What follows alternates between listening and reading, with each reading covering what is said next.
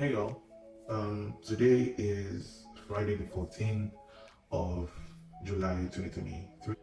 Um, Today I just want to quickly talk about it's not a motivational speech of any sort. It's more a thought about this thing people do on Twitter where we have a way of imposing our experiences on other people. And what do I mean by that? Someone comes to Twitter, and it's happened over the years many times. People come on Twitter and they say, I hate my parents. I hate my dad.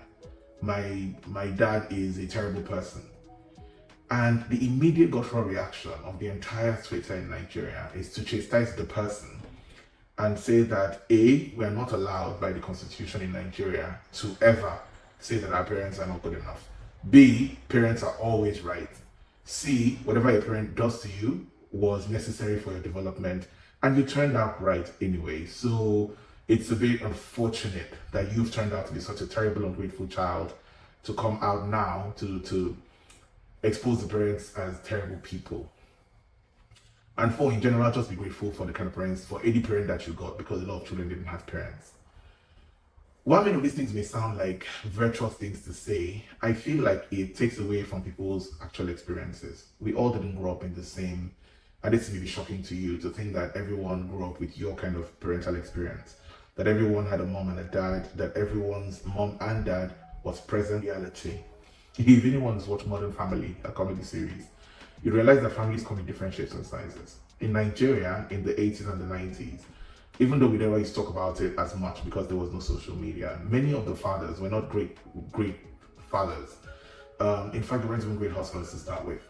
Many of them did the same things that the men today are doing, but it didn't come out the way that the men today are outed on social media. So people only found out about extramarital affairs, found out about out of wedlock children, after the man himself has died, and there's really nothing they can do about it. So they are here fighting over assets and estates and things when the real culprit has gone.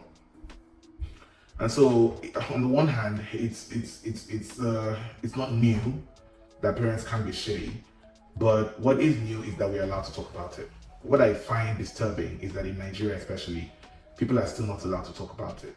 We seem to want to impose our own parental experience on other people and insist that because we had a great childhood and our parents were wonderful, that everyone must have had wonderful parents. And even if they didn't have wonderful parents, they're not allowed to talk about it.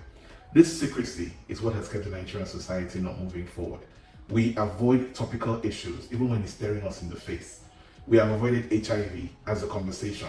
Till today, I haven't heard a single person who's died of AIDS in Nigeria who is Nigerian. Because we seem to keep everything within the family. Nobody else is supposed to know. How do we treat a problem? How do we find a solution if we don't talk about it? If people had cancer and simply hushed it in the family and just died in private because of the shame of the public knowing how you died, we would not have the advancements that we have. The symptoms would not be public. So we wouldn't know what to look out for when someone has malaria, for instance.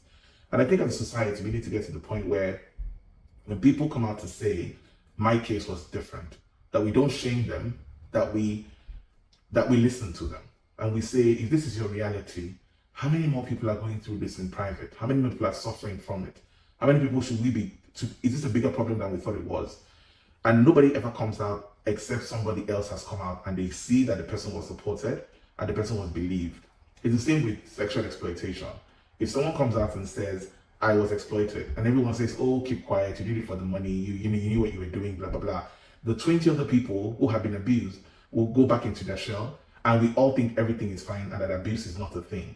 Meanwhile, it is because of the way we treated the first person who dared talk about it that has made everyone else hide and has given us the false impression that we do not have a societal problem.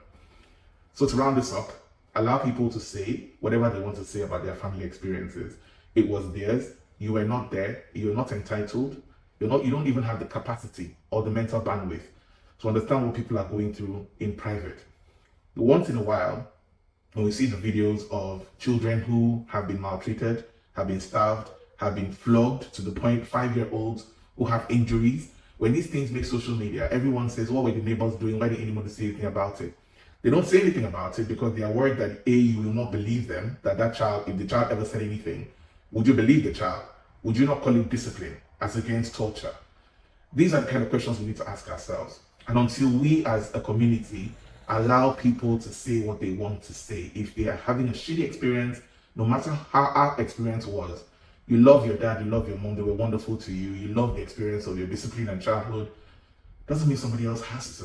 And if they didn't, they're allowed to say so without fear of backlash and shame. And so we need to stop that. And I just thought maybe my first video with this, testing out this whole thing, would be to talk about that, because it's bothering me for a while. And we seem to do it incessantly and we don't stop. We need to stop. Allow people to say what their experience was and support them, or just scroll on by. You really don't have to get involved. But shaming them, that's not going to happen. If it is to do with me, I'd love to hear your points of view. Comment. As usual, follow me at ROQZEE and let's take the conversation forward from there. Peace out, y'all.